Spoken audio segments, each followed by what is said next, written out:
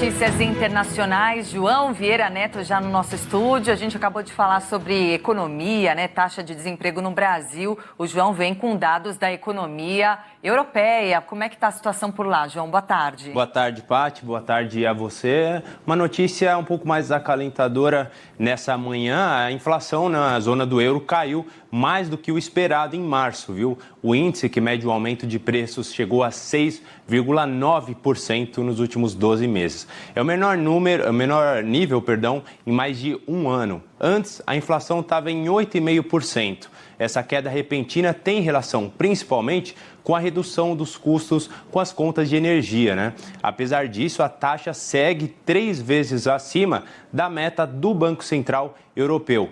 O objetivo do Banco Central é chegar aos 2% dos custos com as contas de energia, né?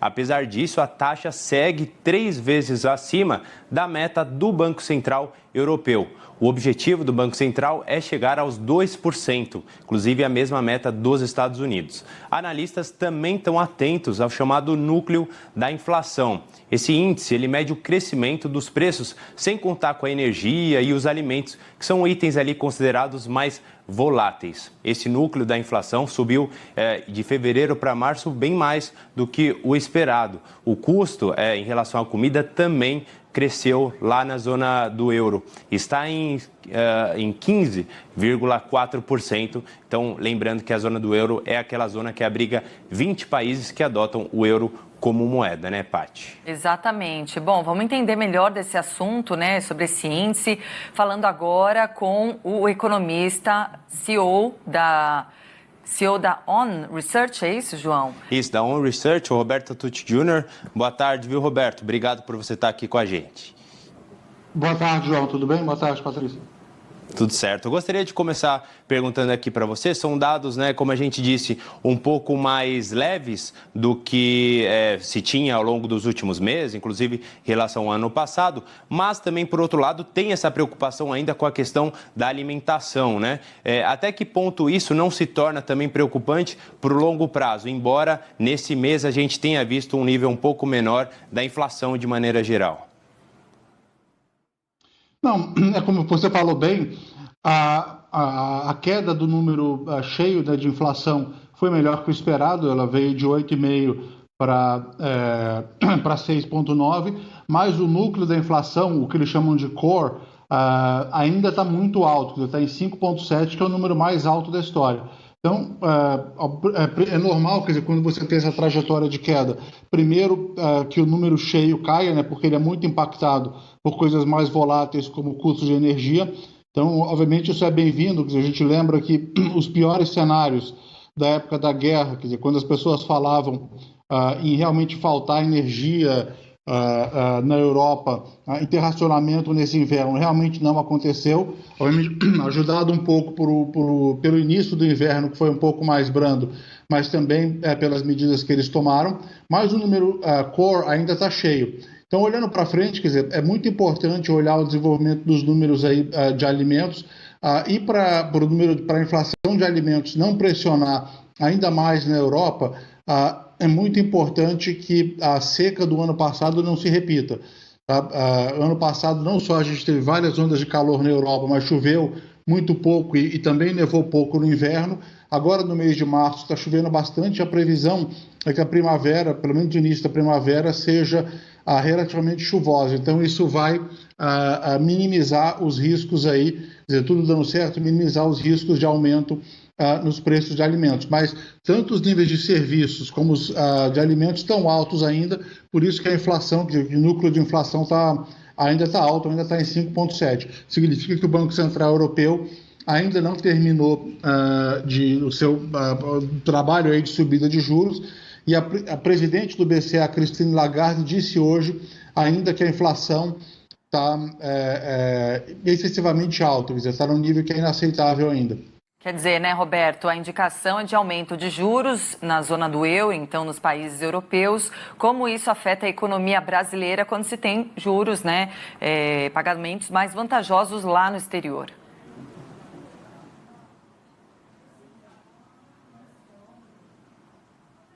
O Roberto nos ouve? Você nos ouve, Roberto? Não, eu ouvi a pergunta. Eu acho que um aumento de juros na zona do euro não afetaria tanto assim o mercado brasileiro. Eu acho que o que importa mais, quer dizer, para a tomada de risco global é o que acontece com as taxas de juros de 10 anos nos Estados Unidos.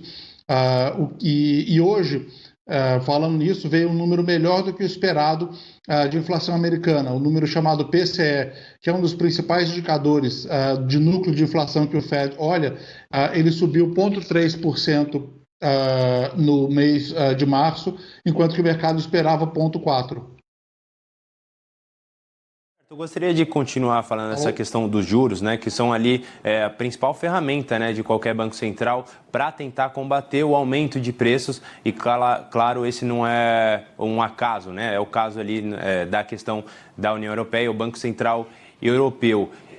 Você disse, né, que o Banco Central já sinalizou, inclusive hoje, de que ainda não chegou ao limite da possibilidade de aumentar os juros, né, exatamente para tentar conter, frear esse movimento de aumento dos preços. Até por mais quanto tempo a gente pode esperar, na sua visão, que esse movimento de crescimento dos juros da taxa básica continue lá na Europa? Eu acho que o Banco Central Europeu deve continuar elevando os juros aí até pelo menos 4%, esse movimento até terceiro trimestre desse ano, e muito difícil que sejam reduzidos os juros em 2023. Ainda mais agora, quer dizer, que a questão bancária, quer dizer, aquele pânico bancário já se dissipou um pouco, o mercado estava muito preocupado com o Deutsche Bank na semana passada, mas isso já foi bastante estabilizado.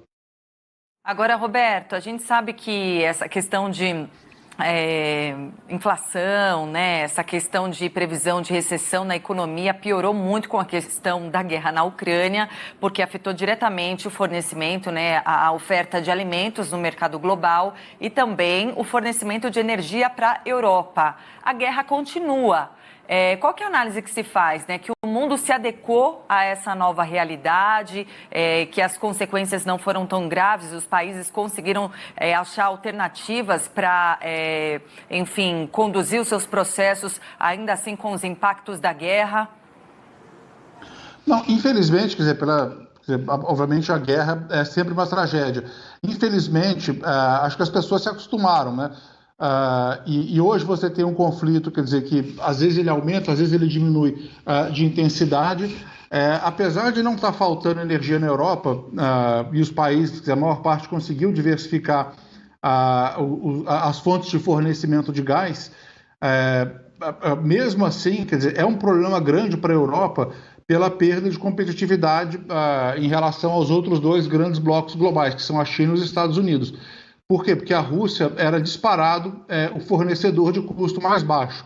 Então, é realmente um problema para a indústria europeia ter que lidar com custos de energia mais altos. Então, obviamente, eles foram bem-sucedidos em algumas medidas para economizar. Por exemplo, um dos exemplos, anteriormente, os prédios públicos, a calefação era colocada a 22 graus, agora baixaram para 19.